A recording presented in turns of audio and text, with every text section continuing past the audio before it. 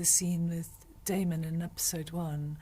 when we did it at the read-through, and it felt very like it would be just a kind of top trump sort of a,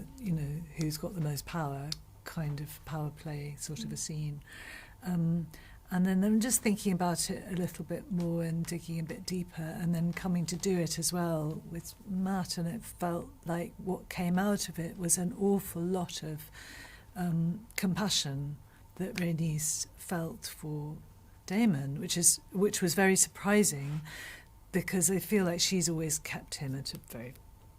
at an arm's length, and profoundly distrusted him as a character. And then, but actually discovering in that scene a lot of empathy for him in that moment, in that scene, suddenly sees him as this hopeless little lost boy. And like when, for example, when he says to her, if you'd have killed everybody when you had the chance and Luke would still be alive, that, people have asked me, is that a moment where she suddenly has a moment of guilt? And I felt like absolutely not, that, she was very clear in that moment that that was absolutely the right thing to do, and appalling that as a result that this personal tragedy has happened. But on the bigger scale, choosing not to start a nuclear war is always a good choice.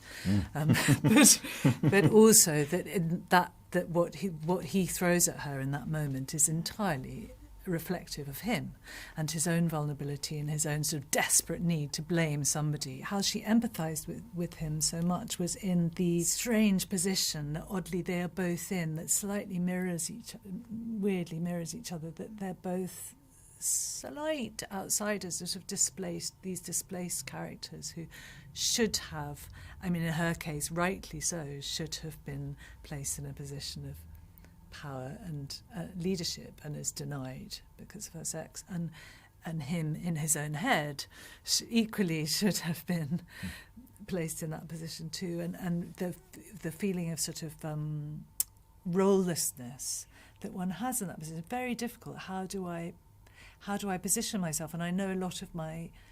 work in season 1 was working that out with Rhaenys, is how, and discovering that all the time, is where do you put yourself when you don't actually have a role, and you feel like you should have a role, and you have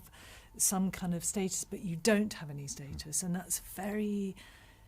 strange, difficult path to tread for one's own sort of sense of self and self-esteem and value.